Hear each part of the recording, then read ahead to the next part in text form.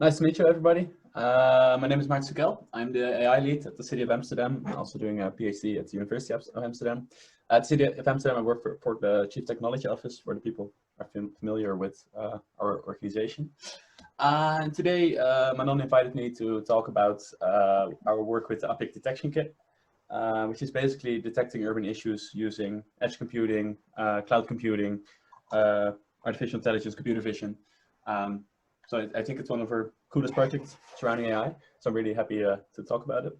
And if there's any questions during my presentation, feel free to ask them in the chat. And I think Manon will interrupt me. And feel free to do so. That's I like to have some interaction. So I like this as a start for the presentation.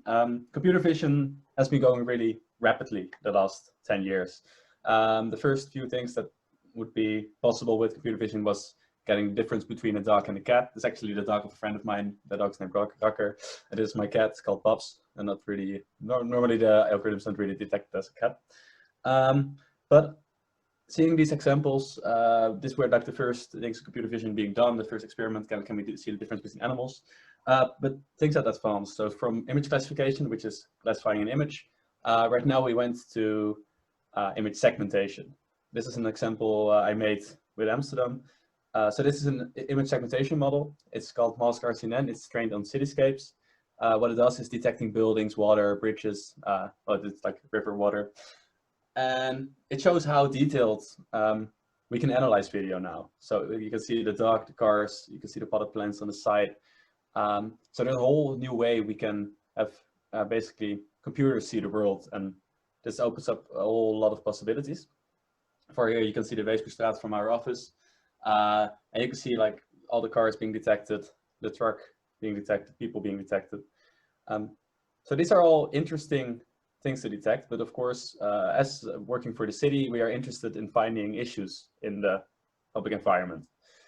Oh wait, first let me get to this. As the previous presentation also mentions, the population in cities is growing. At the same time, especially in Amsterdam, we're trying to be more sustainable, which is tricky because more people, being more sustainable, more people often means more waste, unfortunately, because there will be consumed more, there will be more in the streets. And this is especially lately with COVID, this is what you see in the city, which is really annoying. And one of the goals of the object detection kit, one of the main use cases for it, is actually solving this problem, being able to rapidly detect garbage on the street and clean it up.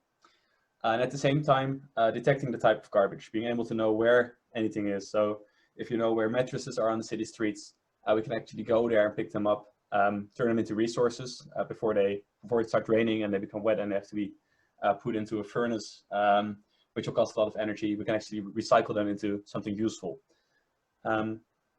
So before we used to do this with computer vision, if there is any garbage on the street, people would go to our website and report there's garbage, can this please be removed? For this, we already are using machine learning. So if somebody says, it's always tricky to type in Dutch and speak in English. So somebody can make a report and we will know, okay, if there's garbage next to the container, it will likely be household waste. So as you can see in the corner, there's a lot of different types of waste. And it's really important for us to know exactly what type of garbage is on the streets, and what kind of issues are on the streets, because this can also do, for example, there's a boat speeding in the canals, and then we will be able, okay, this is about a boat on the water that's going too fast. So there's like, it's not just about garbage, it's like the whole, any issues that can occur in the city that we need to do something with. So we need to enforce, we need to clean, we need to prepare. And let me open that up again. But the problem with waiting for the citizens to report is, well, the first thing is the moment somebody's reporting an issue, it's already a nuisance. There's already a problem because somebody is being annoyed by something and it feels that they need to get help with this. And another problem is a certain imbalance in the city. You can imagine in some neighborhoods, a lot of people know how to make report issues to the city, and they will make more reports, which will unfortunately result in that area being maintained more frequently than an area where no service requests are made. So with less inhabitants or like different demographics. And because of that and the combination, the advancement in computer vision, we thought, what if we can get the cameras to see what's on the street? So we can know exactly what type of materials are there and where they are. So that's when we made an object detection model capable of detecting materials, garbage. And this is like this is a short demonstration of that. So you can see here, this is the model is detecting like furniture, wood, cardboard, containers, and so we can see there's a mattress. It's a bit of quick demo. I hope the quality is okay. So since we were able to teach basically the computer to see, we now have the possibility to start getting this into devices. So this is where sort of the edge computing comes in. The first version we made of the scanners is actually working on smartphones. So we can attach it to bicycles, we can attach it to garbage trucks, like on the inside, on the outside. It doesn't really matter because it's really cheap. For 200-300 euros, we have a phone that's capable of doing this. So it's really scalable and affordable. So we hope to be able to scale quickly and get a complete view of the city. So you could also, for example, you could give citizens access and start recording, but we want to solve the issue of citizens having to basically be our eyes, which is not an issue, but we are really grateful for them doing this, but this is like a nice addition to have. And what we can do with this is get like a really detailed map of the city. I will get more into the edge computing later on. Where problems are, so where are constructions being done? Where are Christmas trees, as you can see in this map in the corner? This was during December. And of course, we can use this information to create actionable intelligence and help our garbage department to plan routes, to recycle specific materials, etc., etc. This is also a demo of the scanning app on the bicycle, just on any phone.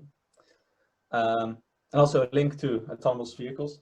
One of the reasons we're doing this, and we're starting to do this completely open source and with academic partners, is that we believe with autonomous vehicles coming to the city, there will be so many cameras everywhere driving around.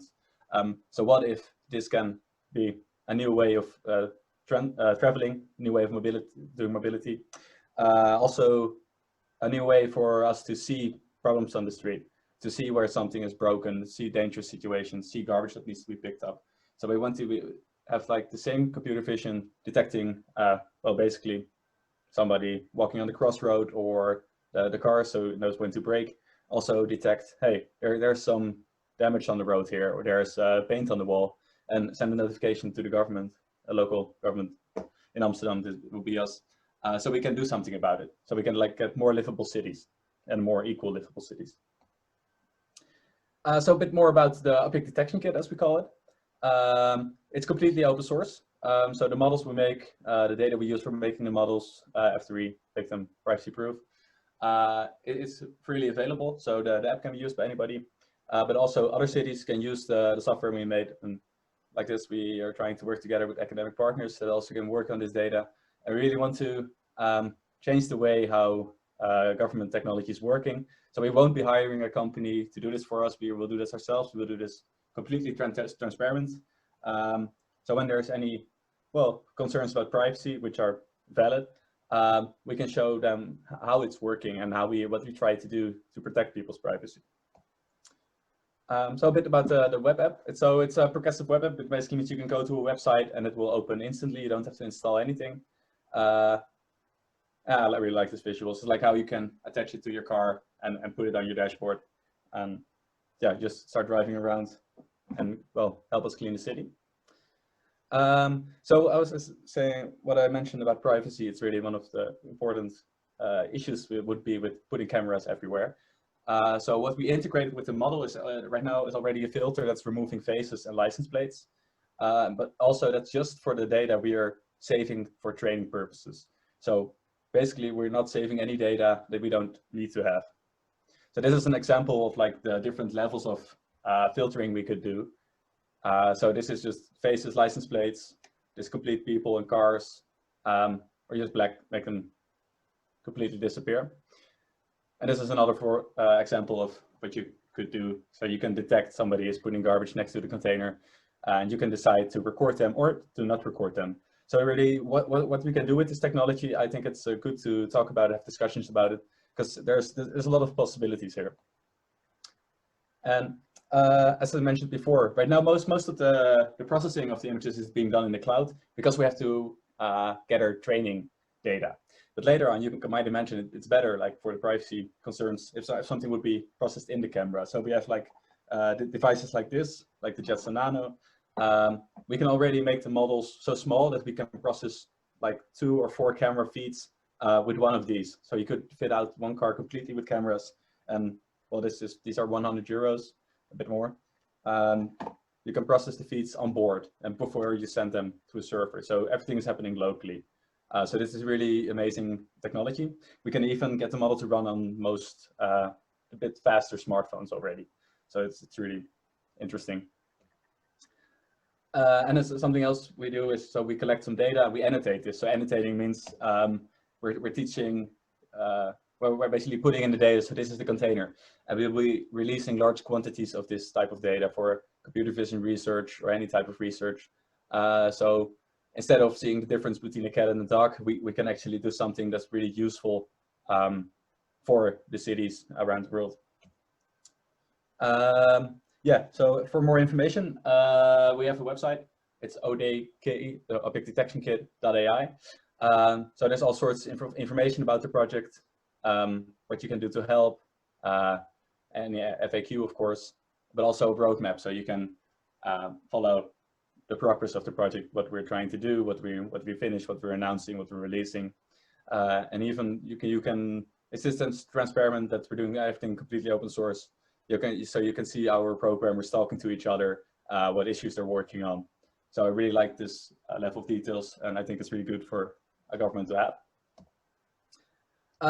So that's what I wanted to share about the Object Detection Kit. And Manon also asked me to share a bit more about what we're planning to do with AI in Amsterdam. Yeah, shall I first take pop in one question, of course, about the privacy. Because it is known that it's relatively easy to blur people. There are a lot of tools for that, working with that now. But that's only if they're detected by the model. So not 100% is detected. Yes. How do you protect the privacy of others? Yeah, so as I said, the only images we're saving are the images we really need for development. Eventually, we want to go to complete edge computing. So it's going to be just a sensor detecting garbage bags, for example, garbage bags or graffiti on the wall, and it won't be recording any images anymore. So this is, we are aware that of course the blurring of people is never 100%, but we, however, made the decision. We have the possibility to do this, and it's getting really good. So it's getting there. So we thought we will do the maximum in our capabilities to protect citizens' privacy. So that's why we still decided to put in this filtering. So basically, to do whatever we can. But and this we are is aware all, it's not. Yeah. Okay, and for the future, because this is all local processing, you now save images for improvement, but in the future, no images will be saved. It's just for real-time warnings that somewhere garbage is present. So then there won't be any issue about the storage and privacy. Yeah. So because we're using machine learning, we need some data to train the model. So in this initial phase, we're putting it in an environment where we will make sure it's there's no privacy sensitive data in there, and then we'll use this to train the model. But eventually we want to go to a situation where we don't store any data. So to completely remove this risk. Yeah. Then there's a question about the costs of this in terms of the cost of data, storage, transmission, labeling. Can you say anything about that for people wanting to develop also their own systems? Yeah. So if you want to develop your own system, please start with our system and start working with the code we released. I think the biggest costs are development. In the cost of basically, well, the cell phones and having a computer transferring, well, basically doing the calculations. That's not that expensive. You're talking about a few thousand of euros to get like a simple system deployed and running. So the biggest cost is right now is the development. So we're trying to take away the, well, do this initial investment into making such a system and making such a data set, so it will become much more accessible, and hopefully we will start being able to use these systems at a really low cost. Yeah. Okay, just one last question, but I think it's all it might be partly answered already. Because that's what you're doing, storing only the labels and the geolocation and throw away the images. And you just explained that is the purpose in the end, but now for training and improvement, you need those. Yeah.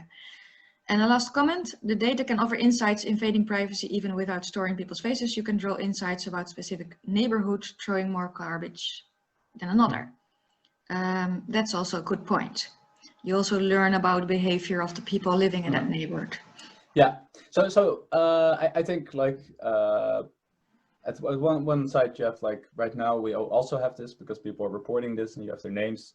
You also will know certain neighborhoods have more waste, but I think like on one side the inequalities you have in the city and that can be fixed with using such a system, and increasing livability. And at the same time the privacy. So this is like it's like an ethical dilemma. So that's why we do everything transparent, because we want to have a conversation about this. We follow maybe Manon, you're probably familiar with this, the Tada manifest. So it's like a way of working with data. We're also applying here to see in every step we take, like what's the best option we can do using this technology. So because the original motivation was also to get more balance, because there are neighborhoods where there's much more garbage, but is it really because they put it out or because they get less attention or less help? Yeah. Okay, thank you. Then there's two, oh gosh. Okay, if you don't mind, Maarten, because they're nice questions. Someone asking about an app, if you will also develop an app for the iPhone. Yeah, right now it's working only on Android. Eventually it will also be working for iPhones. It's just right now we focused on Android because that's what we're using ourselves. Yeah. Okay, thank you. And Tracy has a nice question which I also want to know. Which are the most exciting use cases from a city perspective? Garbage, but maybe also graffiti, potholes, health of public trees, park lawns that need more or less water. What are the use cases you're thinking about? Yeah, so there's a lot of interesting use cases. So I mentioned garbage a lot because it's an easy one. So you can collect furniture, you can collect wood, and you can use different type of vehicles for this. So you can work much more efficient, plot optimal routes, minimize basically the kilometers you're driving through the city, using less energy. And recycling more. So I think that's a really interesting use case, but at the same time, there's a whole range of possibilities. So if you can detect graffiti, for example, I think it's also really interesting to see that, like, what sort of graffiti is being placed in the city, like more from a research perspective. But at the same time, you can be much more. You can really start researching like how polluted is a certain neighborhood. So this like for criminology research, I think there's also a lot of possibilities. So I think the whole new way of measuring what's happening in cities, that's also for me really exciting. But I think the biggest advantage for is the sustainability. So being able to collect everything separately and more efficient. And of course, the puddles, not something we focus on right now. And you also have a bit more the more static assets, so lampposts or traffic signs. We are also detecting those, but for that we usually use the panorama images we make of the city once a year, so we can basically see where they are, if they're still in good condition. But for this system, we really want to go for the real time, so we will be scanning like a few times a day in every street, so we can really see the process of the objects that are sometimes there, sometimes are not there, and really get like the rhythm of the city mapped out completely. Okay. And Maarten, if people want to try it out, they can download the app via the odk.ai website. Yes. Yeah. There's if you're fed up, you tell me, yeah. But there's also a question about you know, there's a lot of work being done at Stratums Eind on livability in the city. I thought it was more on sound and movement patterns. Will you collaborate with them? Well, as you can see in the bottom left corner, we're collaborating with a lot of different cities and universities and groups of researchers. But the one you mentioned, not that I'm aware of right now. No. Okay. Okay. I can connect you, but they are more on safety and security in the evenings when there's nightlife. A last question, and then we'll just keep on asking your question, but then I'll let you continue first. Yeah. Are you also working on computer vision on video from a bird eye perspective? Following up on the drone story. Yeah. So I did one time. I did. So we're not allowed to fly drones in the city. Well, at the marine terrain, you can test now. Yeah, we can do some testing. I also did some testing at home before. I was streaming images from my drone, processing it, so it was capable of detecting different types of materials and garbage. So that was just more like a hobby project. What we do use like the bird eye view, but it's more like aerial images. We combine it with our panorama images to actually locate well, the location of our assets better, like where are the trees, where are the lampposts. So it's basically finding out methods to combine all these sources of data into, well, then you're talking more about like a digital twin type of project. So for this, we're still attaching the cameras to vehicles, but yeah, if you have a drone and you can put a camera on it and a smartphone on it and it has an internet, yeah, I think it probably will work less well because the perspective is different, but it's something. When drones will start flying around, for example, we will basically start maybe researching that as well. That's for now, we're still using the cars and the bicycles. Okay, Aaron, I'll keep your question for later.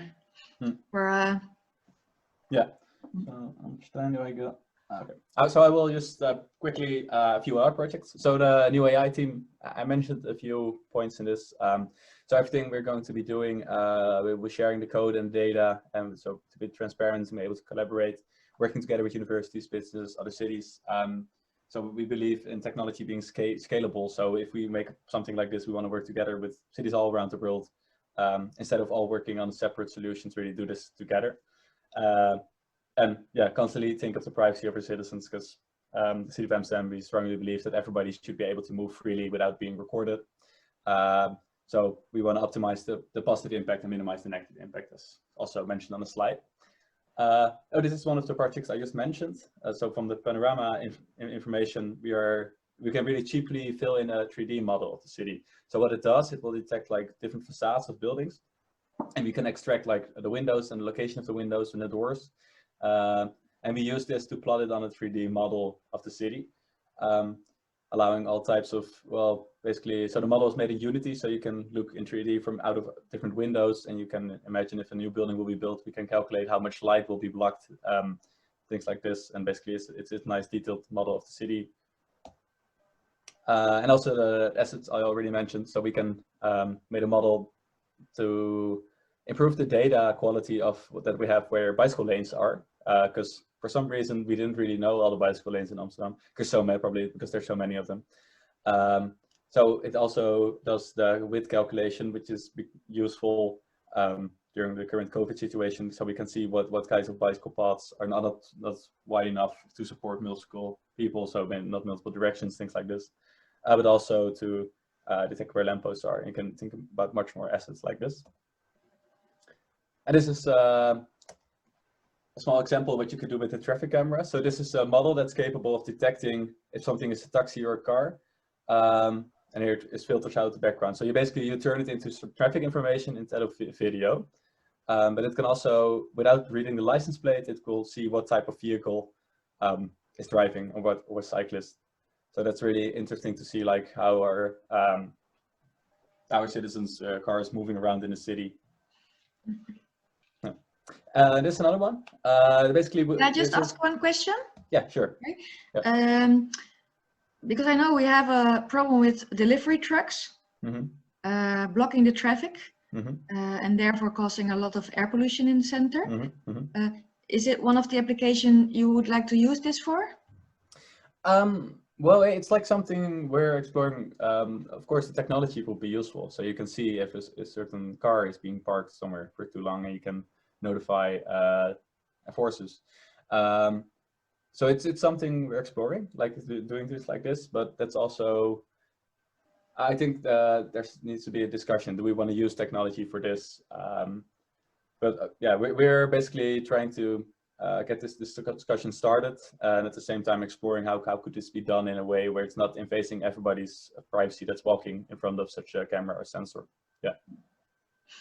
Okay.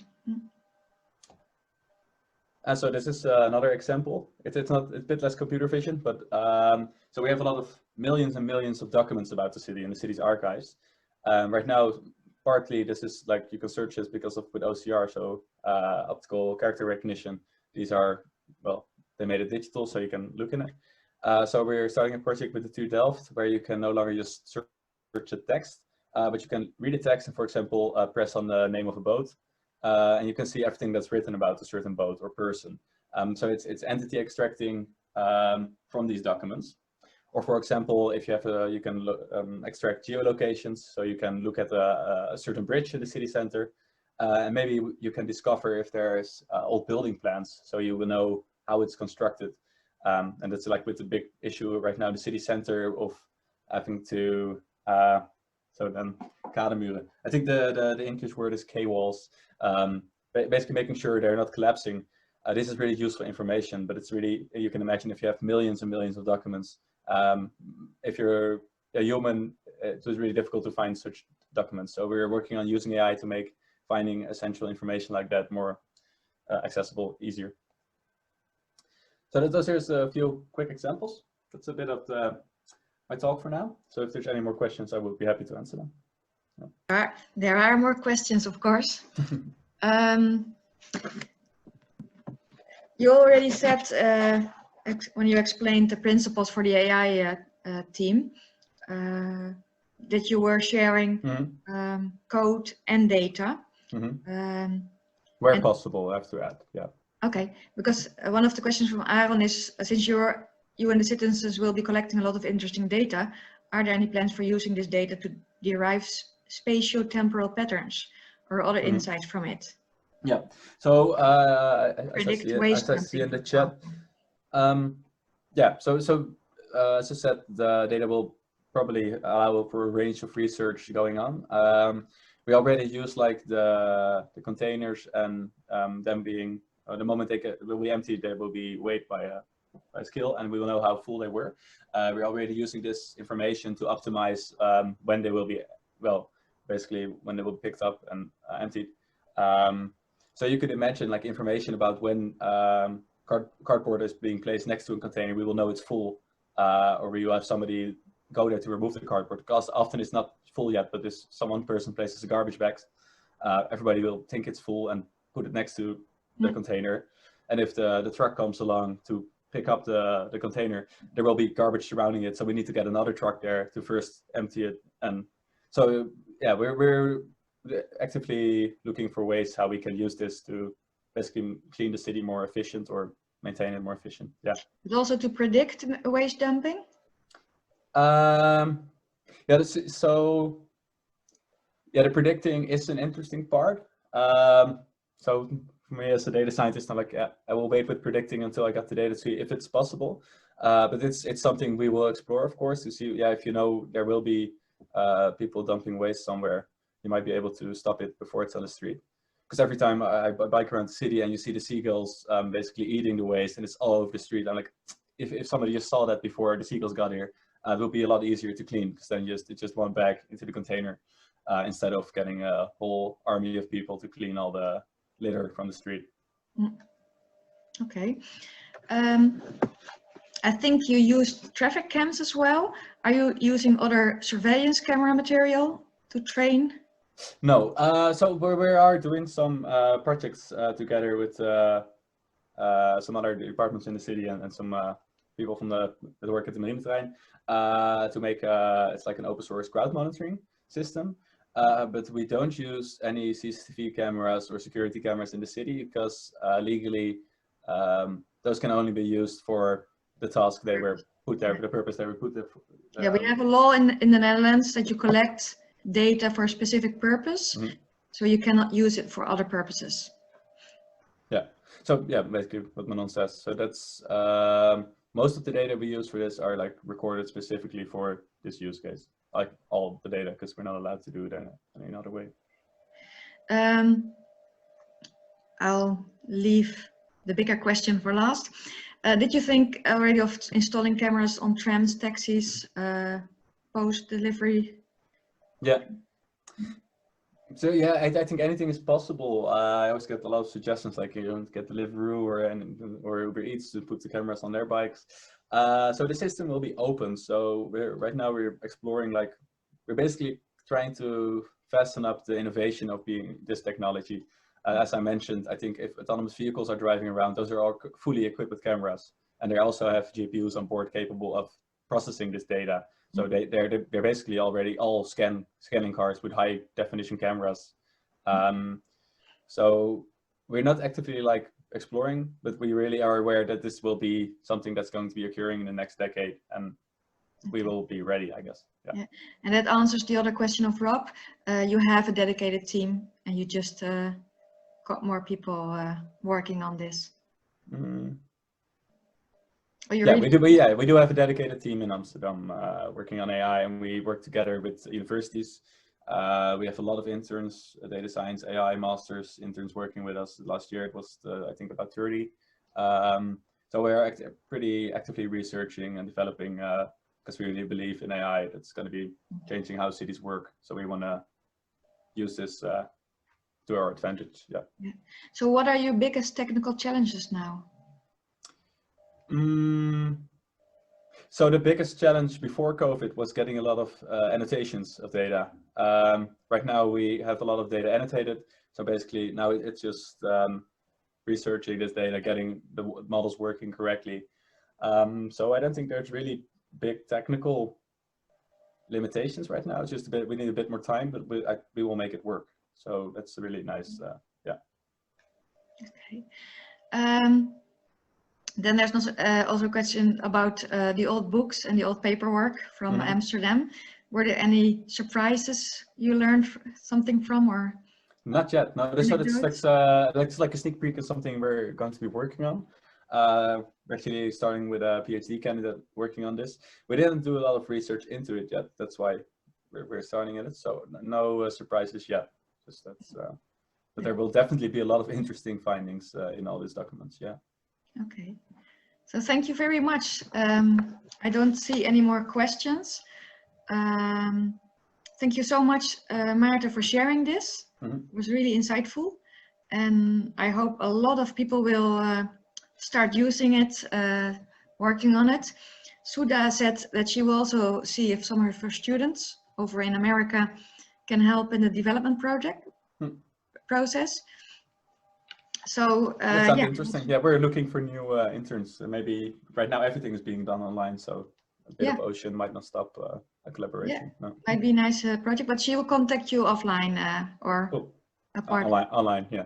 Yeah, online, but out of this meetup. Okay. So this was the end of the presentation part. Is there anyone who wants to share something about projects they're doing? Oh, there's one question, but you can answer it maybe in the chat, Maarten. An interesting one to make a connection. Is there anyone else who would like to comment or to share some ideas or projects or anything? Feel welcome to unmute and share with us. There's a lot of thank yous. Yeah, thank you, Manon, for inviting me. Yeah, thank you. Maybe it's nice to know that I'm busy with the board